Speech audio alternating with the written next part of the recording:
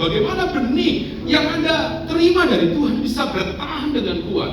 Minggu kemarin gembala kita sampaikan, benih itu harus dipertahankan dengan yang namanya ketekunan. Kata ketekunan dalam bahasa Inggris dipakai kata perseverance, tapi dalam bahasa yang lain dipakai kata namanya long suffering, penderitaan yang panjang. 1, 2, 3 bilang penderitaan yang panjang. Nah, pertanyaan hari ini, bagaimana Anda dan saya bisa bertahan? Makanya saya berikan judul hari ini adalah bertahan dalam visi Allah. Nah, saudara dikasih Tuhan, kalau Anda membaca, hari-hari ini kita lagi membaca SMA, maka ada storytelling. Saya mau hari ini banyak cerita. Saya ingin ngobrol sama saudara. Yusuf satu kali waktu umur 17 tahun, dia mendapatkan mimpi dari Tuhan. 2 kali loh dapat mimpi.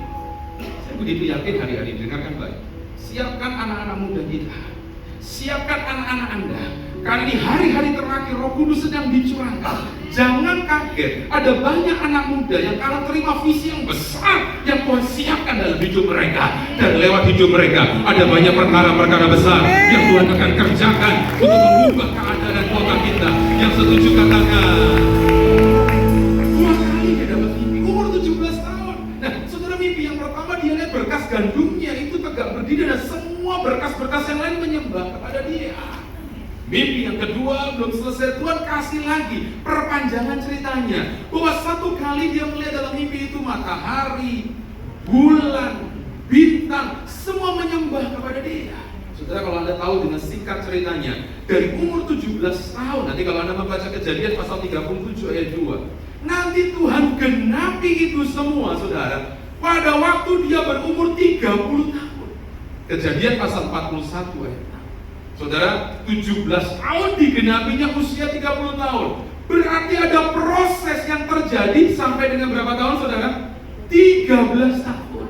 Dengarkan, lihat saya gitu, Pak. Seringkali kita tuh senang dengan kata penggenapan. Dan Tuhan itu pribadi yang bertanggung jawab dengan apa yang dia janjikan, pasti digenapi. Seringkali kita tuh bilang ini, Tuhan genapi dong janjimu. Kalau kita dengar kesaksian orang, waduh, kita dengar cerita, aduh, Tuhan genapi loh, Bapak Ibu, janji Tuhan terjadi loh dalam hidup saya. Tapi waktu saya mempersiapkan bahan ini, Tuhan ingetin gini tuh. Ingat baik, Yusuf memang digenapi di usia 30 tahun. Tetapi proses yang dia lalui itu 13 tahun. 13 tahun itu 13 angka genap atau ganjil, saudara? Ganjil. Tuhan ingetin gini loh buat saya. Sebelum angka genap, selalu dimulai dengan angka ganjil. Sebelum ada angka 2, selalu dimulai dengan angka 1. Sebelum ada angka 4, selalu ada angka berapa, saudara? 3. Ada banyak orang pengen segera ada di angka genap, dan Tuhan pasti menggenapi. Tapi ingat baik bahwa perjalanan hidup kita, Tuhan izinkan kadang-kadang kita melewati yang ganjil loh, saudara. Kadang-kadang Tuhan izinin sebelum terjadi mujizat 5 roti 2 ikan memberi makan 5.000 orang, pulang dapat angka genap berapa, bakul? 12. Tetapi yang dipersiapkan 5 roti 2 ikan, 5 tambah 2, totalnya berapa, saudara? 7. Tapi yang ganjil, saudara, dibawa dalam ucapan syukur oleh Yesus, dipecah-pecahkan. Yang ganjil akan menjadi satu mujizat dan berkat yang luar biasa. Yang setuju tepuk tangan bagi Allah kita. Orang Israel disuruh kelilingin tembok Yeriko berapa kali putaran, saudara? Hah? Sekali. Siapa bilang 7 kali? Baik, saya yang benar. 13 kali. Total semua 13 kali.